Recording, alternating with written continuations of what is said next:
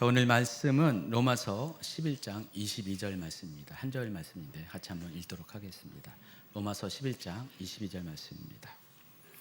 그러므로 하나님의 인자하심과 준엄하심을 보라. 넘어지는 자들에게는 준엄하심이 있으니 너희가 만일 하나님의 인자하심에 머물러 있으면 그 인자가 너희에게 있으리라.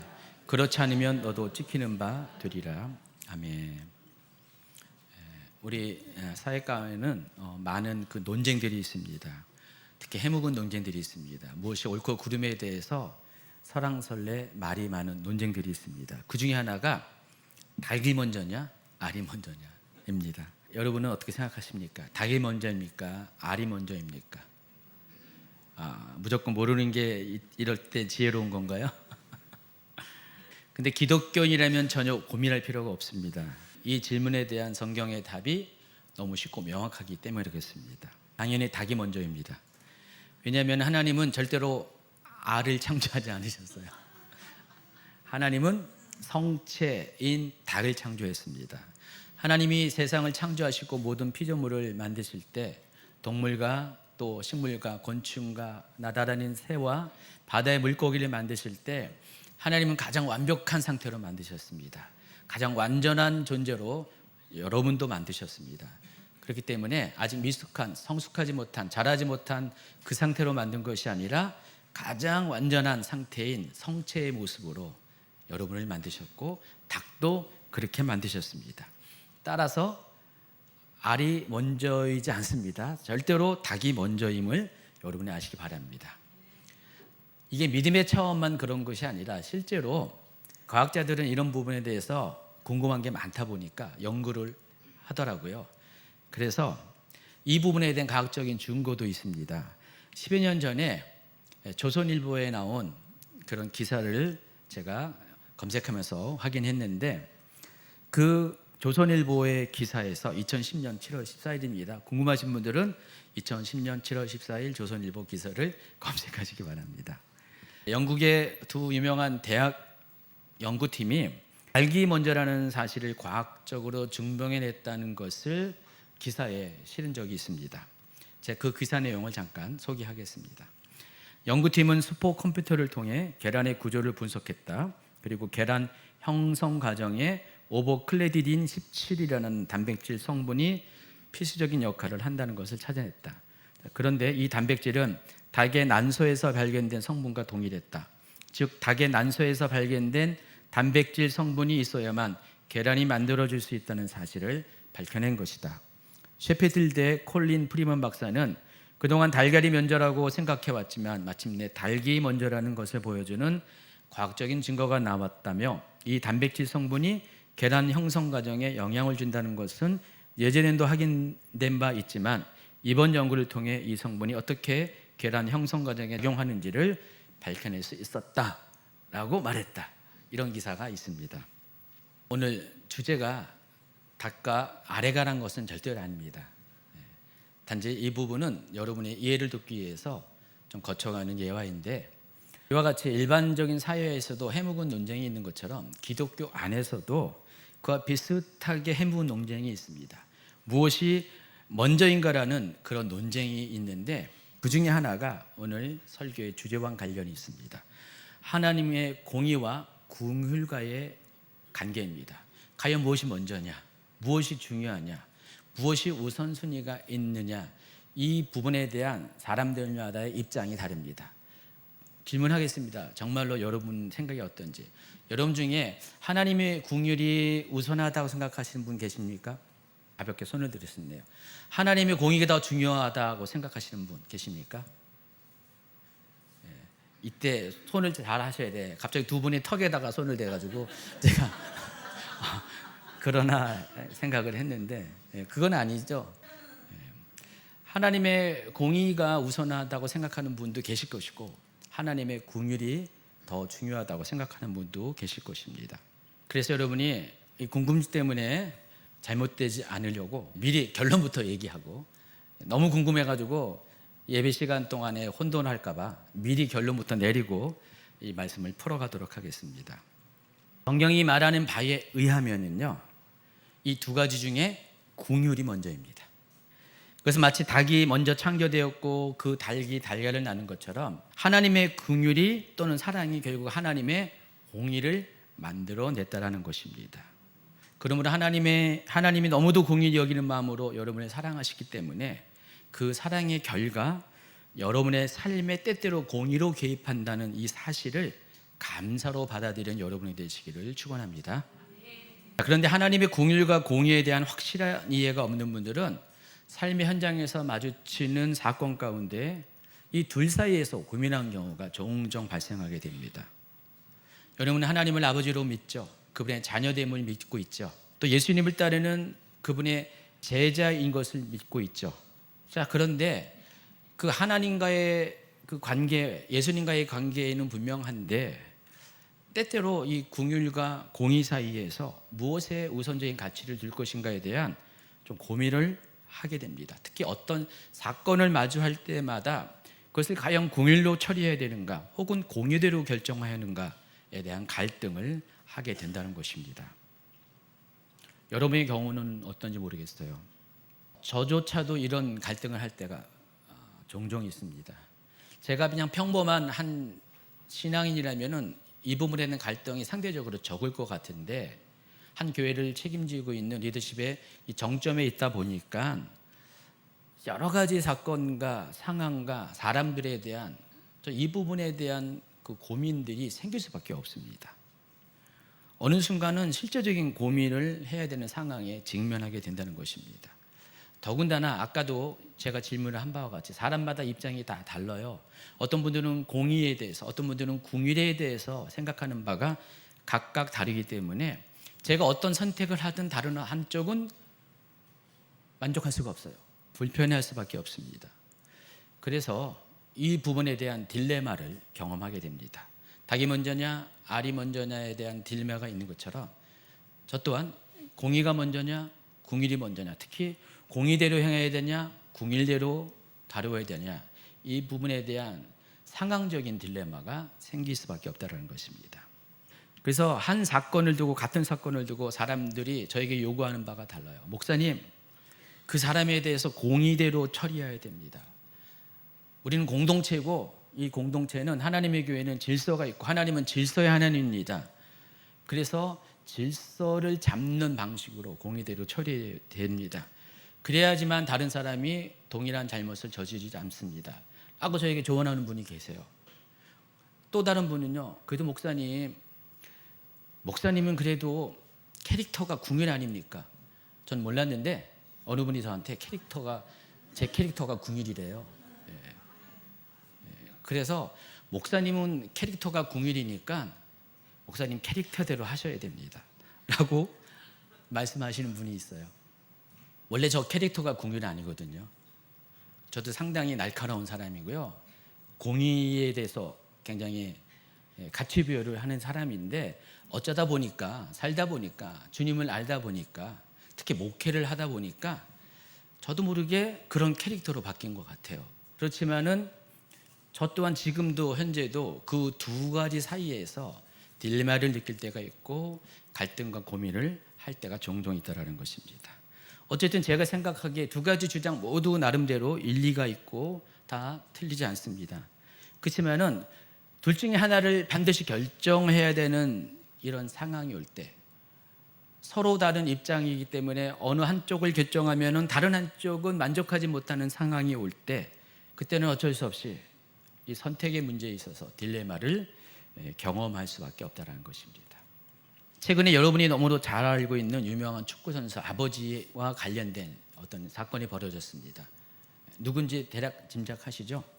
네, 축구를 발로 차지 않고 손으로 하는 분이 있습니다. 이거 조크인데 못 알아들으시는구나. 예.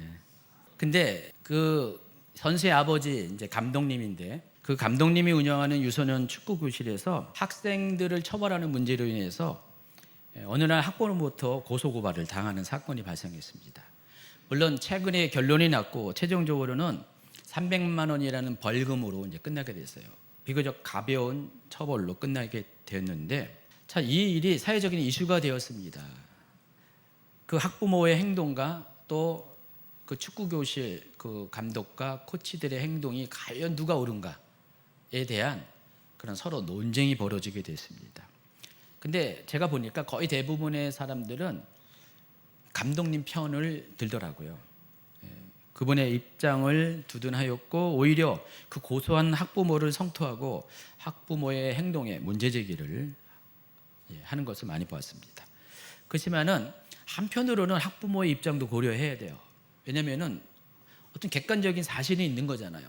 아이가 약간의 체벌을 받았어요. 실은 알고 보면은요 꿀밤 몇 대 맞고 그리고 살짝의 저는 그게 사람의 보는 입장에 다르지만은 약간의 사랑의 체벌인데 일단은 그것을 폭력이라고 느꼈다면은 그것 때문에 아이가 상처를 받았다면은 그거는 어쨌든 간에 잘못은 잘못입니다. 어쨌든 동일한 사건을 바라보고 느끼는 온도 차이가 있는 것이 사실입니다. 그래서 이 사건을 바라보면서 이런 생각을 해봤습니다. 예전에는 이런 종류의 사건은 전혀 문제가 되지 않았어요.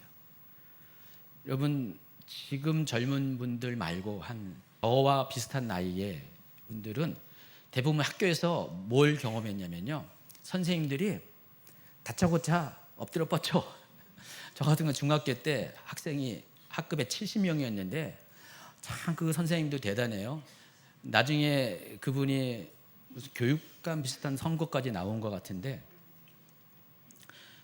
근데 저 그 선생님 되게 존경해요. 그때도 존경하고 지금도 존경하는데 좌우지간 초만 되면은 애들한테 회초리 5개를 준비해 오라고 그래요.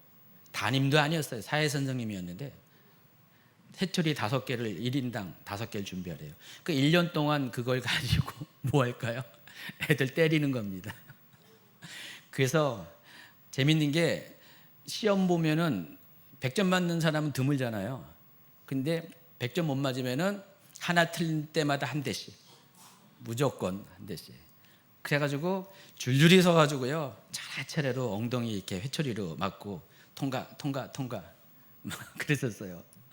처음에는 약간 황당했는데 시간이 지나면서 아무도 그 부분에 대해서 이의 제기를 안 했어요. 애들이요. 왜냐면은 그 선생님이 아이들을 사랑하는 걸 너무나 다 잘 알고 있었기 때문에. 제 매형도 그 선생님 밑에서 고등학교를 보냈는데 아주 우리 저 매형의 우상이더라고요. 나중에 알고 봤더니 그만큼 이제 존경을 이제 받았던 이제 그런 선생님이 있습니다. 근데 그때만 해도 그 부분에 대해서 아무도 문제를 삼지 않았는데 요즘은 조그만 일만 있어도 학부모가 선생님을 고발하는 일들이 아주 자주 일어나게 됩니다. 그렇지만은 예전에 비해서 이번에 있었던 그 감독님과의 관련된 일들은 정말 가벼운 그런 가벼운 사건인데 어쨌든 그것으로 인해서 고소를 당했고 그 사건이 종결되면서 당사자인 감독이 이런 말을 했습니다. 시대의 변화와 법에 정하는 기준에 대해서 자기가 잘 무지했다, 캐치하지 못했다. 그냥 그동안 자기 방식대로 이것이 아이들을 사랑하는 방식이라고 그대로 지도를 한 부분에 대해서 반성을 한다. 그리고 아이들이 운동장에서 최고의 집중력을 발휘하고 훈련에 몰입할 수 있도록 또 다른 방법을 이제부터 찾아보겠다라고 기자회견을 합니다. 근데 제 마음에는 비록 그 말을 했어도 마음이 굉장히 심란했을 것 같아요. 그럼 어떡하라고? 앞으로 어떡하라고? 라는 그런 딜레마에 빠졌을 가능성이 많습니다. 이분 또한 동일합니다. 사랑과 공의 사이에서 딜레마에 빠지는 경우에 해당하는 것입니다. 학교 현장과 관련된 통계가 있습니다. 작년 2023년 통계가 있는데 교사 10명 중 9명이 최근 1년간 사직이나 이직을 고민한 적이 있다는 설문조사가 나왔습니다. 가장 큰 이유가 뭘 것 같아요? 당연히 교권 침해 때문에 그렇습니다. 교사 4명 중 1명은 이 교권 침해와 관련돼서 정신과 치료나 상담을 받은 적이 있다고 응답을 했습니다. 그래서 요즘은 학교마다 선생님들이 담임 맡은 것을 굉장히 꺼려한대요. 물론 담임 맡으면은 담임 뭐 수당 이런 게 조금 있나 봐요. 근데 그게 중요하지 않고 담임 맡으면은 스트레스가 생기고 너무나 시달리니까 담임 맞는 것을 꺼려하는 분위기라고 합니다. 물론 학생이나 학부모 입장에서 상식적이지 않는 과한 체벌을 하는 문제 교사가 있는 것도 사실이에요. 그러나 선생님이 되겠다고 하는 분들은 적어도 그걸 목적으로 하는 분은 없잖아요. 대부분 사명감과 아이들을 위한 그런 사랑하는 마음이 있기 때문에 그 일을 시작한 건데, 근데 예전에는 상식선에서 그것들이 받아들이는 것들이 이제는 그러지가 않습니다. 조금이라도 아이들에게 체벌을 가하거나 또 어떤 말을 하게 되면은 물리적인 폭력 또 언어 폭력에 의해서 그와 같이 고소고발을 당하고 심지어 그것 때문에 스스로 너무 힘들어서 목숨을 끊는 그런 교사들도 나오는 형편이라는 것입니다. 이처럼 교사들 또한 사랑과 공의 사이에 딜레마에 빠져 굉장히 힘들어하고 있습니다. 교사들만 그렇습니까? 자녀를 키우는 부모님 입장도 크게 다르지 않습니다. 요즘 부부싸움을 하잖아요, 여러분. 안 합니까? 하는데 부부싸움의 가장 큰 문제는 제가 생각해 보니까 저희 가정이 그렇다는 건 아니고요. 저희 가족은 예전엔 그랬어요. 근데 지금은 그러지 않은데, 제 화두가 뭡니까? 부부싸움 하는 게. 자녀 문제, 맞아요. 근데 자녀 문제 전에 또 있어요. 알고 보면 돈 문제 때문에 그래요. 안 그래요? 돈 문제 때문에 부부싸움 할 때가 많이 있다니까요. 그리고 두 번째가 자녀 문제입니다. 여러분, 자녀 문제로 지금 부부싸움 혹시 오늘 아침에도 하고 오신 분 계시나요? 아니면 어제 했다. 근데 자녀 문제 때문에 부부싸움 하는 이유가 어떤 거냐면은 양쪽 부모의 입장이 좀 달라요. 한쪽 부모는 어떤 입장입니까? 공의. 한쪽 부모는 궁율입니다. 당신이 이렇게 물르면은 애가 잘못돼. 그래서 그게 불만이에요. 자기는 아이가 잘 되길 바라는 마음에서 아이들에게 체벌도 가하고 싶고 또 모진 말도 하고 싶은데 상대편이 발을 안 맞춰주는 거예요. 막 때리려고 막 혼내키려고 그러면은 막 막아주고 못하게 하고 막 그런 경우 있잖아요. 여러분은 어떤 경우입니까? 저도 예전에, 지금은 안 그래요. 옛날 얘기예요. 다 최은하 목사님하고 그런 상황이 있었어요. 제가 애들한테 뭐라고 안 그러니까 최 목사님이 그 악역을 다 맡아야 되니까 그것 때문에 가끔씩 실랑이를 벌일 때가 있었습니다. 지금은 이제 생각이 이제 서로가 공유가 되기 때문에 그러지 않는데 옛날에는 그런 경우가 좀 있었어요. 그러면서 부부 사이에도 똑같이 이 사랑과 공의라는 특히 자녀 문제와 관련돼서 딜레마가 생기게 된다는 것입니다. 또 사실 저 또한 최근에 담임 목사로서 딜레마가 있는 그런 문제가 또 직면하게 됐습니다. 결국 가볍게 처리할 수 없는 어떤 교회적인 또 동시에 개인적인 문제가 발생하면서 이 부분을 어떻게든 처리를 해야 되는데 또 반드시 처리를 해야 되는데 저 또한 이 부분에 대한 하나님의 공의와 궁율 사이에서 어떤 선택을 해야 될지 어떤 길을 가야 될지에 대한 그런 고민하는 상황이 생겼습니다. 모든 사람은 항상 자기의 위치에서 상황에서 이와 같은 사랑과 공의 사이, 긍휼과 공의 사이에서의 딜레마를 경험할 수밖에 없다는 것입니다. 여러분, 이럴 때 과연 어떤 선택을 해야 되는가요? 어떤 선택이 바른 선택이고 하나님이 기뻐하는 선택일까요? 자, 그래서 그것을 알기 위해서는요, 하나님의 공의가 무엇인지, 하나님의 사랑 또는 긍휼이 무엇인지에 대한 기본적인 개념 정리부터가 필요합니다. 여러분이 생각하는 공의가, 하나님의 공의가, 하나님의 긍휼이 무엇을 말하는지에 대해서 여러분이 제대로 알아야지 우리가 바른 선택을 할 수가 있다는 것입니다. 그래서 하나님의 공의와 긍휼에 대해서 여러분에게 말씀드리도록 하겠습니다. 일부 기독교인 중에는 하나님의 공의를 부정적인 관점에서 보는 분들이 적잖이 있는 것이 사실입니다. 그리고 율법 또한 매우 부정적으로 보는 분들이 있습니다. 특히 복음주의 기독교인들 가운데서 율법에 대해서 심한 거부감을 가지고 계신 분이 있습니다. 왜냐하면 우리는 복음으로 구원을 받은 것이지 율법과는 아무런 상관이 없다. 율법은 옛 계명이고 이미 소멸된 거고 더 예수 그리스도 안에서 더 이상 의미가 없는 것이다. 구약의 것이다 라고 생각하면서 우린 신약 시대에 살고 있기 때문에 율법은 오히려 우리를 부담스럽게 하고 우리가 하나님께 나아가는데 방해물이 된다라고 생각하는 분들이 의외로 많이 있습니다. 그래서 하나님의 공의와 율법을 같이 세트로 묶어서 그것을 굉장히 불편해하는 분이 있는 것이 사실입니다. 그렇지만 그렇게 생각하는 것은 두 가지 오해 때문에 그렇습니다. 첫 번째는 하나님에 대한 오해고 두 번째는 율법에 대한 오해 때문에 그렇습니다. 먼저 하나님에 대한 오해부터 짚어드리도록 하겠습니다. 사람들은 왜 하나님에 대해 오해하고 또 어떤 방식으로 오해하는지에 대해서 말씀드리고자 합니다.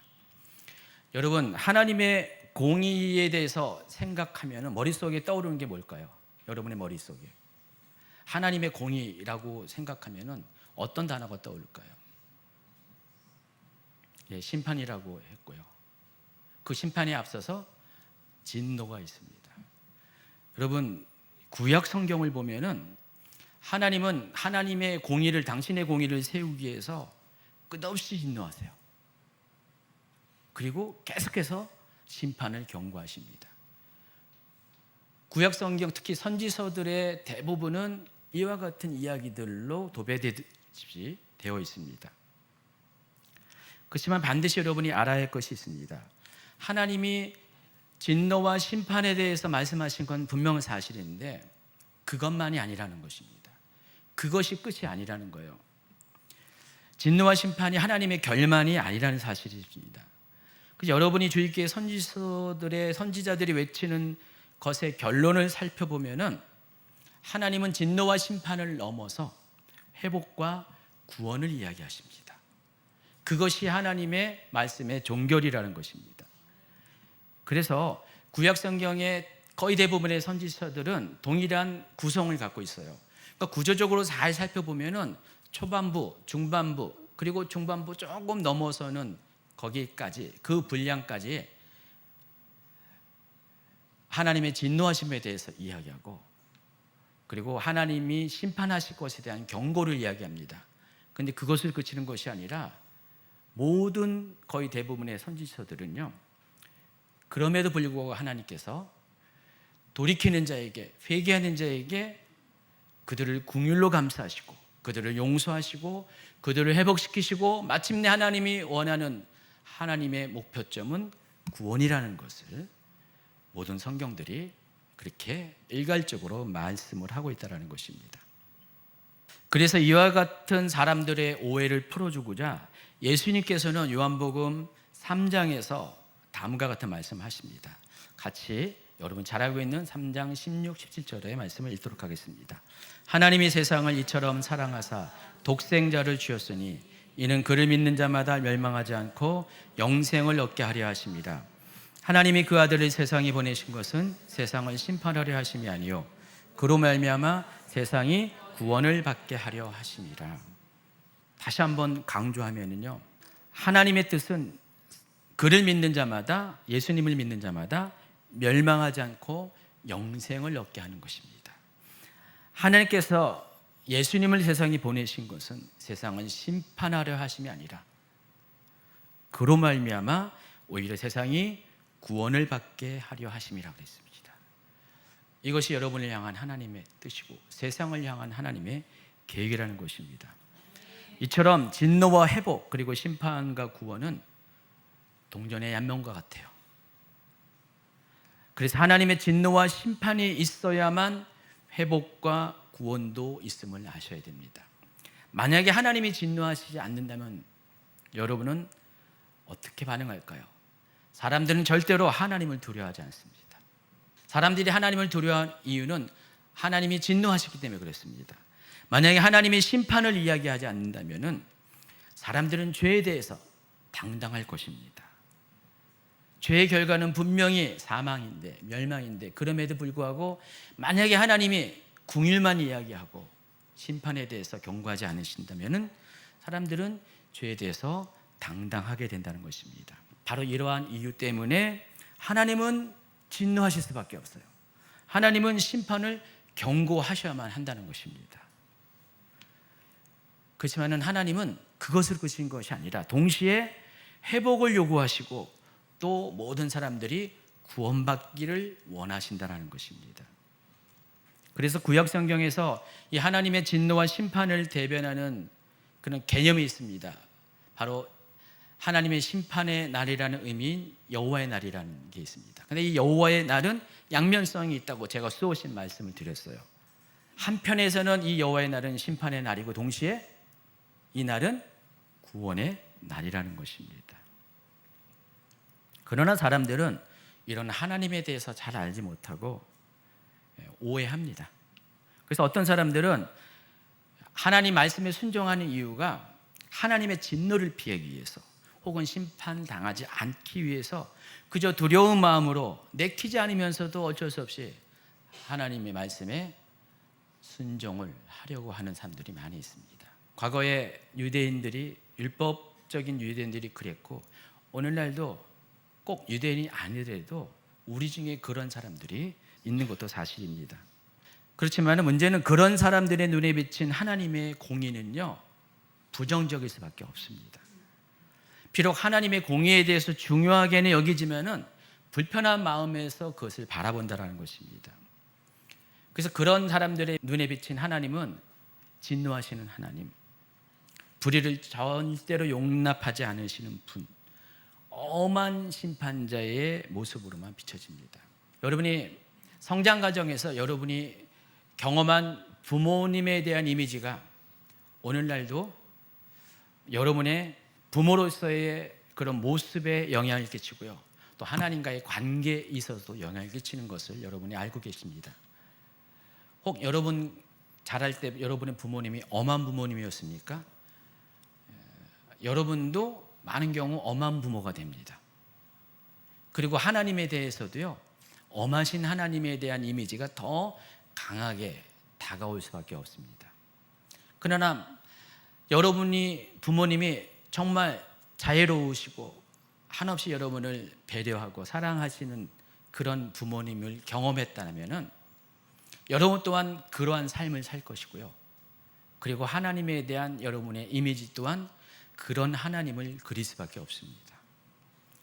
여러분의 육신의 부모가 여러분의 인생에 굉장히 영향을 끼치고 하나님과의 관계, 곧 믿음과 신앙에 있어도 영향을 끼치는 것처럼 여러분이 경험한 모든 것들이, 특히 말씀으로 경험한 모든 것들이 여러분의 인생과 여러분의 신앙에 동시에 영향을 끼친다는 사실을 아시기 바랍니다. 그래서 여러분이 하나님에 대한 오해를 푸셔야 돼요. 하나님이 어떤 분인가에 대한 바른 이해가 필요하다는 것입니다. 하나님은 분명 진노하시는 하나님, 심판하시는 하나님 맞습니다. 그러나 동시에 하나님은 여러분을 사랑하시고 여러분을 긍휼로 용서하시는 분, 한없이 여러분을 감싸 안으시려고 애쓰시고 노력하시는 분이라는 사실을 분명히 기억하시기 바랍니다. 그래서 하나님에 대한 이 같은 마음과 태도는 사람과의 관계에도 그대로 영향을 끼치게 됩니다. 그래서 평소 하나님의 공의에 대해서 지나치게 거기에 함몰해 있는 사람, 또 부정적인 오해를 하는 사람들은 사람들을 대할 때 자신 또한 마치 심판자와 같은 태도를 취할 때가 있습니다. 그와 같은 태도로 사람들을 판단하고 정죄하고 부정적인 말을 하는 분들이 상당히 많이 있습니다. 저는 그런 분들을 종종 접하게 됩니다. 물론 우리 교회 안에도 그런 분들이 있는 것이 사실입니다. 여러분, 교회는 항상 성장한 자와 성장을 향해 나아가는 사람들이 골고루 분포되어 있습니다. 교회가 계속 횟수를 더해가면서 함께 한 분들은 시간이 갈수록 조금씩이나마 성장합니다. 근데 새로 들어오신 분들, 특히 초신자인 경우는 아직 성장의 기회를 경험하지 못했어요. 그러다 보니까 이 두 가지 성향의 사람들이 공존해 있습니다. 그래서 성장한 자와 성장하지 못한 사람은 차이가 있는데, 어떤 차이가 있냐면은 친밀감에 있어서 차이가 있어요. 하나님을 어떻게 바라보냐에 대한 관점의 차이가 있습니다. 성장의 속도와 비례해서 그 사람들이 하나님에 대한 태도는, 관계의 설정은 공의의 하나님에서 긍휼의 하나님으로 나아갑니다. 하나님과 점점 친밀해질수록, 하나님과 점점 알아갈수록 그렇게 되어집니다. 그리고 그런 분들의 특징은요, 사람을 대할 때도 동일하게 그렇게 대한다는 것입니다. 그러나 아직 하나님과의 관계가 친밀하지 못한 분들은요, 하나님과 관련된 일에 대해서는 비록 열심일지라도, 그러니까 말씀을 순종하는 일에는 열심일지라도, 주의 일에 헌신을 하는 것에는 최선을 다한다 할지라도 하나님과의 관계가 친밀하지 못하잖아요. 그런 분들은 공의를 세우는 일에 하나님이 시키지 않으셨음에도 불구하고 스스로 발벗고 나설 때가 많이 있다는 것입니다. 그래서 그런 분들은 마치 자기가 하나님인 것처럼 행동을 해요. 아주 습관처럼, 자기도 모르게 습관처럼, 자기도 알지 못하는 습관처럼 사람들을 계속 판단합니다. 사람에 대해서 시키지 않았는데 굳이 자신이 평가를 하고 판단을 하려는 경향들이 있다는 것입니다. 그리고 마침내 부정적인 시선을 가지고 비난과 정죄하는 말을 하게 됩니다. 제가 이 설교를 금요일 날 오후에 본문과 주제를 정해서 넘겼어요. 주보 이렇게 만들어야 되니까. 근데 그날 저녁 설교 때, 금요 집회 설교 때 최 목사님이 서로 공유한 것이 없는데 사랑과 공의의 관계에 대해서 언급을 했습니다. 아니, 저분이 어떻게 저걸 알았지? 내 마음을 어떻게 알았지? 그리고 제가 오늘 해야 될 말 중에 일부를 이미 했어요. 그래가지고 내심 조금 놀라면서 신기해했습니다. 하나님의 공의를 충분히 이해하지 못하는 사람들은 하나님을 오해합니다. 그리고 하나님의 공의에 또 율법에 함몰되는 경우가 있습니다. 여러분, 최 목사님이 예를 들어 언급한 것 같이 어떤 사람들은요, 다른 사람에 대해서 굳이 판단하려고 합니다. 평가하려고 합니다. 근데 뭐 평가하는 것까지는 어쩔 수 없다고 생각하는데, 근데 참 신기하게도요, 10가지의 그 사람에 관련된 어떤 내용이 있어요. 그 중에서 9가지는 정말 칭찬을 받으면 좋은 긍정적인 모습인데 왜 그런 것은 안 보이죠?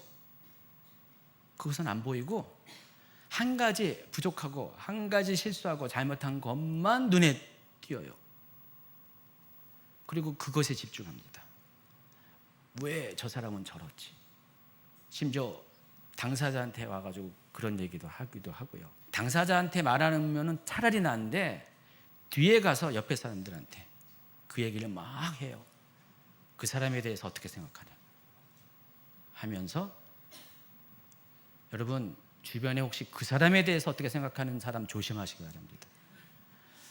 그래, 말의 의도는 결코 긍정적인 대답을 얻으려고 하는 말이 아니에요.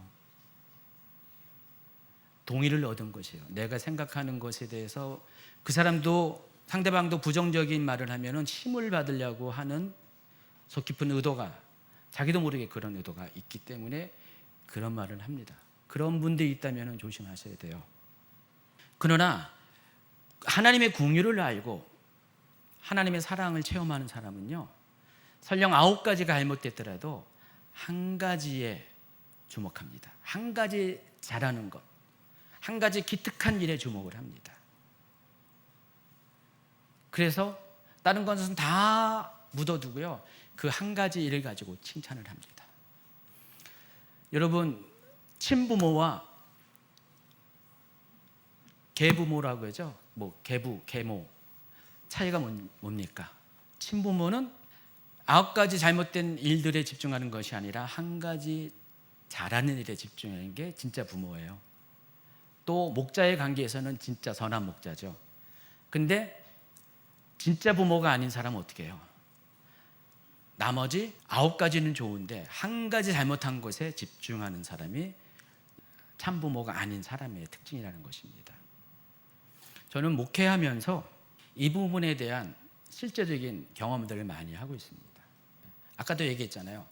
한편에서는 공의를 원하는 분이 있어요. 한편에는 궁유를 말하는 분이 있어요. 근데 이것 때문에 때로는 딜레마에 빠질 때가 있다고 했잖아요. 그래도 저는요, 시간이 가면 갈수록 옆에 사람들이 아무리 뭐라 한다 할지라도 그 사람의 좋은 면을 보려고 하는 노력들을 하게 됩니다. 노력들을 하다 보니까 점점점 그런 것이 보여요.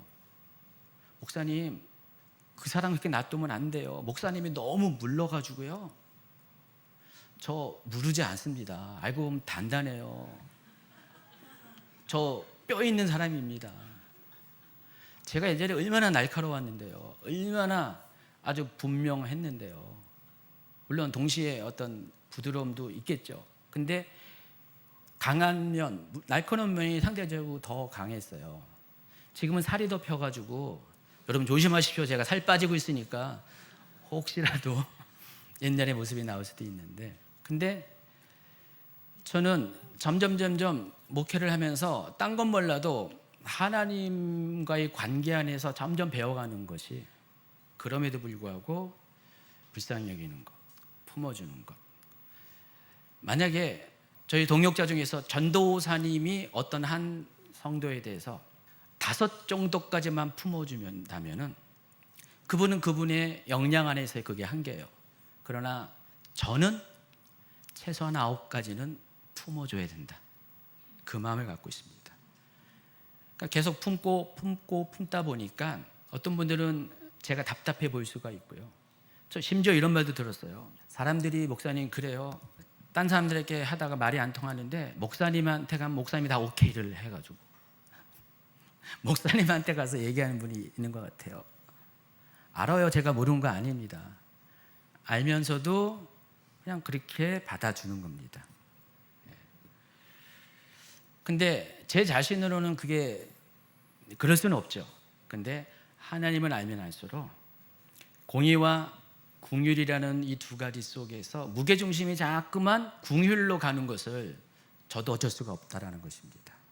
처음에는 의지도 있었지만은 시간이 갈수록 하나님을 알면 알수록 저는 2가지입니다. 하나님에 대한 신실함과, 그리고 또 한 가지는 하나님의 궁율하심에 대해서 절대적인 확신을 갖고 있습니다.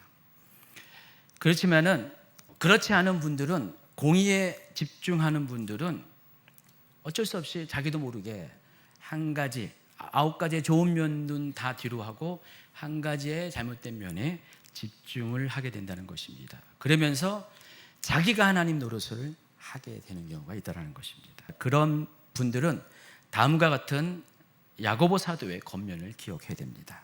야고보서 1장 26절 27절을 같이 읽습니다. 누구든지 스스로 경건하다 생각하며 자기 혀를 재갈 물리지 아니하고 자기 마음을 속이면 이 사람의 경건은 헛것이라. 하나님 아버지 앞에서 정결하고 더러움이 없는 경건은 곧 고아와 가브를 그 환난 중에 돌보고 또 자기를 지켜 세속에 물들지 않냐는 그것입니다. 무엇이 경건인가에 대해서 야고보 사도는 이렇게 말하는 것입니다. 하나님 앞에서 정결하고 더러움이 없는 경건은 하나님의 뜻대로 환난 가운데 있는 이들을 살피고 세속에 물들지 아니하는 것입니다. 아무리 겉으로 보기에는 율법을 잘 지킨다 할지라도 또 자기 혀를 재갈 물리지 않고 자기 마음을 속이는 자는 결코 경건한 자가 아니라고 이야기합니다. 그리고 4장 11절 12절에는 이런 말씀을 합니다. 형제들아 서로 비방하지 말라. 형제를 비방하는 자나 형제를 판단하는 자는 곧 율법을 비방하고 율법을 판단하는 것이라. 내가 만일 율법을 판단하면 율법의 주행자가 아니요 재판관이로다. 입법자와 재판관은 오직 한 분이시니 능히 구원하시기도 하시며 멸하시기도 하시느니라. 너는 누구이기에 이웃을 판단하느냐. 야고보 사도가 말하는 것은 우리는 누구를 판단할 수 있는 애초부터 자격이 없는 자라는 것입니다. 오직 누군가에 대해서 말할 수 있는 권리는 하나님밖에 없는데, 때로 우리가 많은 경우에 하나님 노릇을 할 때가 굳이 시키지 않았는데도 하나님 노릇을 할 때가 많이 있다라는 것입니다. 여러분, 야고보 사도가 어떤 사람입니까? 야고보는요 예수님의 친동생입니다. 예수님의 친동생 중에 두 명이 신약 성경에 기록했는데 야고보서의 저자인 야고보와 유다서의 저자인 유다입니다. 근데 특히 이 야고보는 어떤 사람이냐면요, 예수님은 여러분 알다시피 목수의 아들로서 목수의 삶을 살았는데 이 야고보는요 목수의 아들로 태어났지만 바리새인의 교육을 받은 사람입니다. 그래서 굉장히 율법적인 사람이었어요. 그러다 보니까 초기 사도행전의 그 예루살렘 교회의 리더십은 베드로에게 있지 않고 이 야고보에게 있습니다. 그래서 베드로도 야고보를 무서워했어요. 그 정도로 굉장히 아주 철저한 사람이고 율법적인 사람인데 이 야고보서를 기록할 때 이 장면을 보면 어때요? 알고 있는 야고보가 아니라 확 바뀌었습니다. 얼마큼 이 야고보가 심판보다는 궁율에 관한 사람으로 바뀌었는지를 알습니다. 그래서 야고보서 2장 13절을 보면 이렇게 말씀을 합니다. 궁율을 행하지 아니하는 자에게는 궁율 없는 심판이 있으리라. 궁율은 심판을 이기고 자랑하느니라. 약간 번역이 애매모호하지만은 이 말입니다. 결과적으로 세상의 모든 것을 심판조차 이길 수 있는 것은 궁율이라는 것입니다. 그리고 궁율을 행하지 않는 자에게는 하나님 또한 궁율 없는 심판을 행할 것이다 라는 말씀을 하고 있습니다. 두 번째는 율법에 대한 오해입니다. 평소 제가 아주 빈번히 언급한 내용이라서 율법에 대한 오해는 장황하게 하지 않을 거고요. 그 중에서 아주 중요한 핵심적인 내용만 얘기할 겁니다. 하나님께서 율법을 주신 목적이 있습니다. 두 가지 목적인데 첫 번째는 로마서 3장 20절을 한번 같이 읽을까요? 그러므로 율법의 행위로 그의 앞에 의롭다 하심을 얻은 육체가 없나니 율법으로는 죄를 깨달음이라. 율법의 첫 번째 목적은 주신 이유는 죄를 깨닫게 하기 위해서.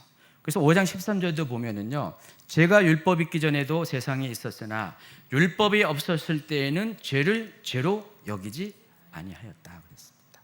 하나님이 왜 율법을 주셨냐? 율법을 주신 첫 번째 이유는 율법을 통해서 죄가 무엇인지를 깨닫게 하기 위함입니다. 자, 왜 깨달아야 되냐? 하나님이 율법을 통해서 죄를 깨닫게 한 최종적인 목표는요, 갈라디아서 3장 24절 통해서 알 수가 있습니다. 이같이 율법이 우리를 그리스도께로 인도하는 초등교사가 되어 우리로 하여금 믿음으로 말미암아 의롭다함을 얻게 하려 함이라. 여러분 잘 알고 있는 이신칭의에 관한 복음입니다.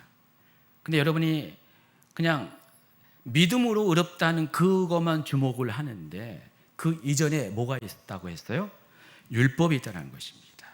율법을 통해서 내 죄를 발견하고 인정하고 그 다음에 그럼에도 불구하고 예수 그리스도를 믿는 믿음으로 의롭다함을 받게 된다는 것입니다.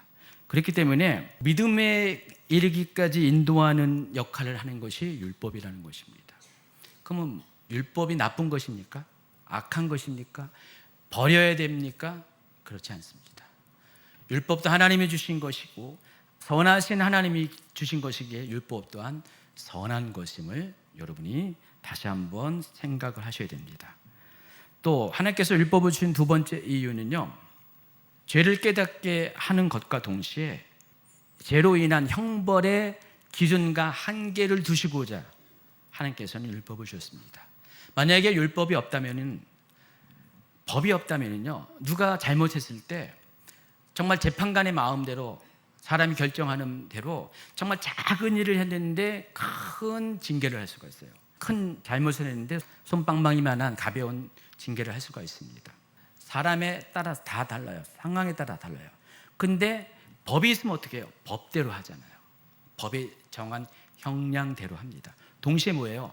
그 이상으로 지나친 형벌을 주지 말라는, 그래서 가해자도 보호하고 피해자도 동시에 보호할 수 있는 것이 바로 율법이라는 것입니다.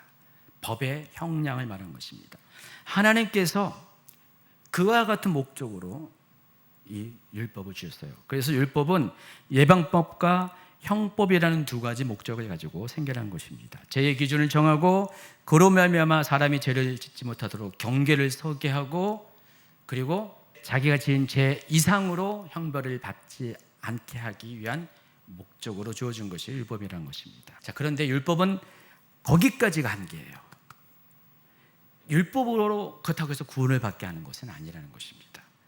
율법 자체로는 구원에 이르지 못하고 단지 구원에 이르게 하는 길을 안내하는 초등교사의 역할만 한다는 것입니다. 이것이 율법입니다. 율법에 대한 바른 이해입니다.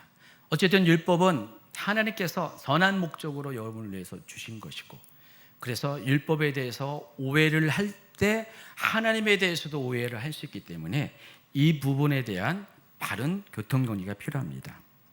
결론적으로 우리가 알아야 될 것은 하나님의 공의는 하나님의 긍휼과 한 몸으로 되어 있다는 사실을 아시기 바랍니다.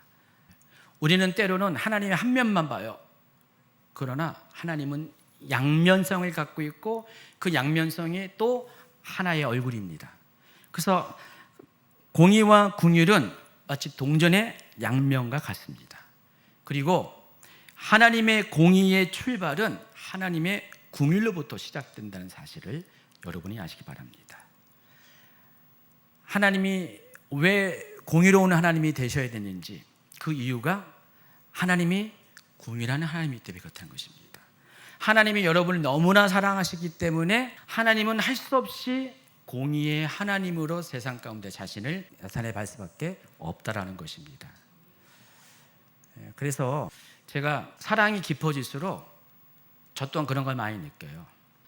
전에는 그냥 애매모호할 때는 그냥 용납하고 용서하고 그냥 허허하고 이해하는 그런 태도를 취했는데, 사랑이 깊어질수록 할 말을 하게 되더라고요.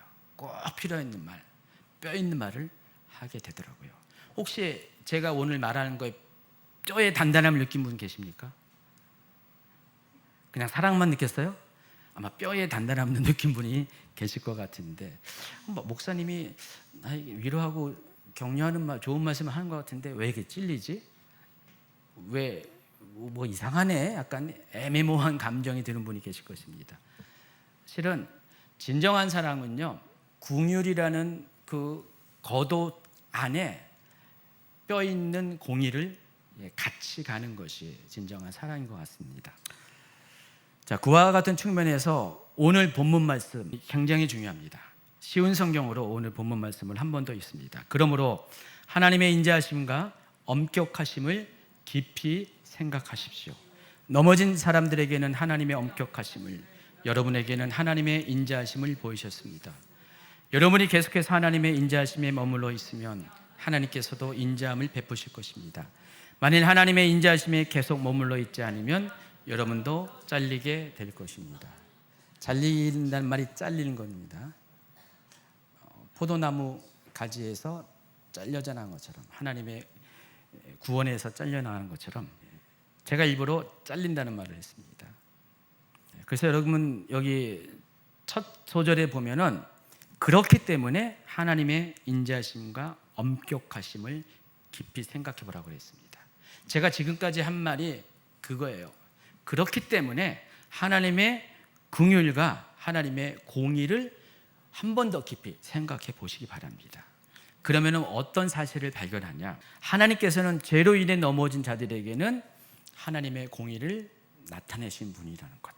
동시에 하나님은 죄를 넘어서 구원받은 자들에게는 하나님의 긍휼로 대하신 분이라는 사실을 아시기 바랍니다. 하나님에게는 이 두 가지가 다 있습니다. 이 두 가지는 하나님의 안에 있는 동일한 모습이라는 것입니다. 그래서 하나님은 공의의 하나님인 동시에 긍휼의 하나님이시고, 하나님의 긍휼로 인해서 그분의 긍휼로 공의가 시작된다는 사실을 아시기 바랍니다. 그렇기 때문에 사도 바울은 로마서 11장 22절에서 무엇을 강조하냐면은, 그렇기 때문에 하나님의 긍휼을 기억하라, 그리고 그분의 긍휼 안에 머물러 있을 것을 권면하고 또 권면하는 것입니다. 계속해서 하나님의 인자하심 곧 긍휼에 머물러 있으라는 권면이 사도 바울의 오늘 22절의 말씀의 핵심 중에 하나는 것입니다. 그리고 더 중요한 것은 여기에는 미처 표현되지 않았지만은 그렇게 하나님의 긍휼 안에 머물러 있어야 될 분명한 이유가 있습니다. 하나님의 긍휼 안에 머물고 있는 사람은 마침내 하나님의 공의도 결국은 이루게 되기 때문에 그렇습니다. 저는 오랜 세월 살다 보면서 처음에는 제 노력으로 공의를 세우려고 했고요. 또 이것도 마찬가지예요. 제 노력으로 궁휼한 사람이 되려고 애를 썼었어요.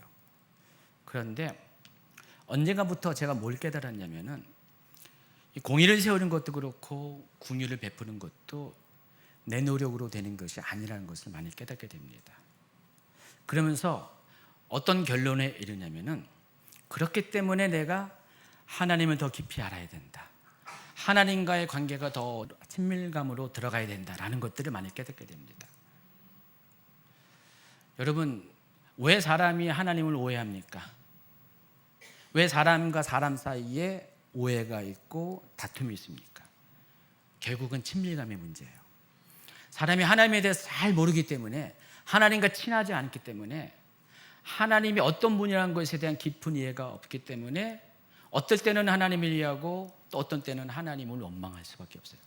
그러나 하나님에 대한 전부를 알게 되면은요, 좋을 때나 나쁠 때나 하나님을 다 이해할 수가 있어요.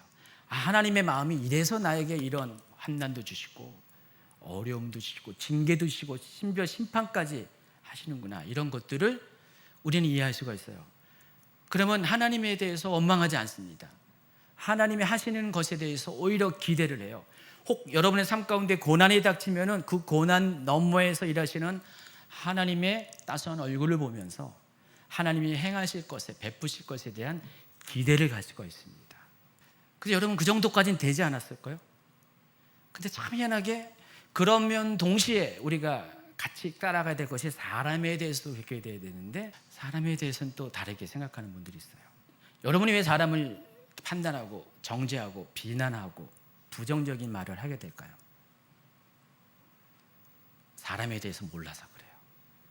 그 사람에 대해서 잘 몰라서 그래요. 어떨 때 마음이 잠깐 통하는 것 같으면요, 있을 것 다 준 것처럼 그렇게 행동하고요. 서로 집사님 사랑해요, 집사님 너무 존경해요. 그러다가 좀 있으면은요 확 바뀌어버려요. 다른 일에 섭섭함을 느끼면서. 알고 보면요, 목회자가 그 부분에 대해서 이랬다 저랬다는 성도들의 그 차별을 엄청 많이 받습니다. 어제까지만 해도 되게 좋은 관계인데 며칠 있다가 어떤 작은 사건에 갑자기 목회자에 대한 마음이 확 바뀌어버려가지고요, 섭섭해하고 막 판단하고 이런 경우가 정말 자주 있습니다. 한두 번 겪은 게 아니에요. 처음에는 저도 상처받았죠. 근데 뭘 깨닫냐면은 그 사람과 나와의 관계에도 결국 친밀함의 문제가 있다라는 것을, 내가 생각했던 만큼의 친밀함에 도달하지 않았다는 것, 친밀함에 착각이 있었다는 것을 깨닫게 됩니다. 그래서 여러분, 하나님과의 관계도 그렇고 사람과의 관계도 여러분이 무엇을 집중해야 되냐면은 친밀함으로, 인간적으로 친하라는 것이 아니라 하나님 은혜 안에서 같은 영적인 그런 공유된 것 안에서 점점 친밀함, 사랑 안으로 점점 여러분이 나아가야 됩니다. 여러분, 사람이 사람을 어떻게 사랑할 수가 있냐? 한 가지 깨닫는 것은 그 사람을 위해서 기도하면은, 중보하면은 내가 할 수 없는 사랑을 할 수가 있게 되더라고요. 그렇지 않습니까? 내가 노력을 해도 한계가 있는데 정말 저 사람이 미워요. 미운데 어쩔 수 없이 막 중보를 해야 되는 상황에 같이 중보에 동참하잖아요. 자꾸만 중보를 하다 보면은 어느덧 나도 그 사람 편이 돼요. 그 사람의 입장이 되어지고요, 품어주는 사람이 됩니다. 참 놀라운 영적인 원리가 있는 것 같아요.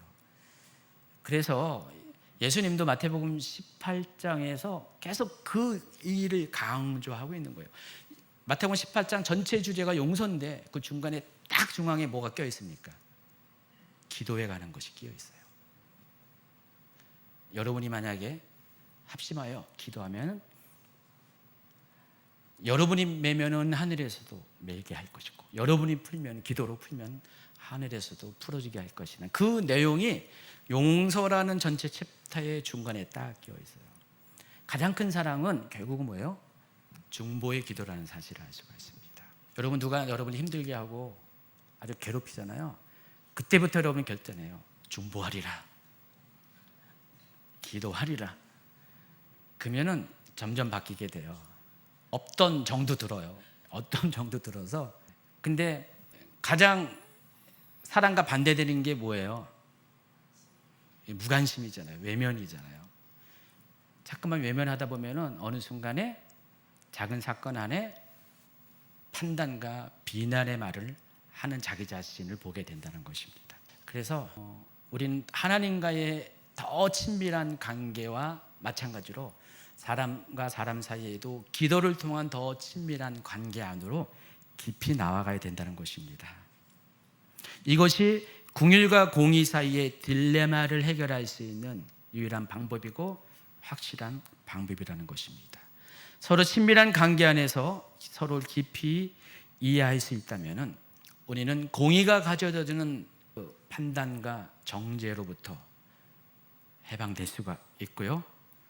또 이로 인한 모든 상처로부터 아픔으로부터 우리 자신을 보호할 수가 있다는 것입니다. 혹 우리 중에 사랑과 긍휼이 아닌 공의만을 내세우는 엄격한 눈을 가지고 있는 사람이 혹 여기 계시다면 오늘부터 여러분 생각을 바꾸시기 바랍니다. 여러분의 선택이에요. 여러분의 결단입니다. 이 22절의 마지막 부분은 이렇게 말합니다. 만일 하나님의 인자하심에 계속 머물러 있지 않으면 여러분도 뭐라고요? 잘리게 된다. 이같이 하나님이 말씀하시는데 여러분이 계속해서 하나님의 인자하심을 거부하고 계속 공의의 잣대를 가지고 살아가면은요, 여러분 버림받게 돼요. 하나님의 뜻은 우리가 긍휼히 여기는 것인데 그 뜻을 순종하지 못했기 때문에 다른 모든 율법은 순종해도 가장 중요한 율법의 핵심 중에 핵심, 율법의 뿌리인 긍휼을 여러분 실천하지 못하면은 여러분 잘려요. 구원받지 못한다는 뜻입니다. 나는 말씀을 잘 순종했기 때문에 나는 당연히 구원받는다고 스스로 확신했지만은 아닙니다. 착각입니다. 긍휼로 행하지 못하는 분들은 오직 공의의 잣대만을 가지고 사람들의 입법자 역할을 하는 사람들은 마지막 순간에 잘리게 됩니다. 여러분 그런 황당한 일을 당하지 않기를 부탁을 드립니다. 하나님의 인자하심 곧 하나님의 사랑과 긍휼이 그분의 자녀인 여러분에게 풍성히 임하길 원하고요.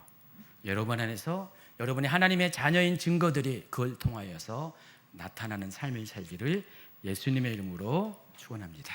아멘.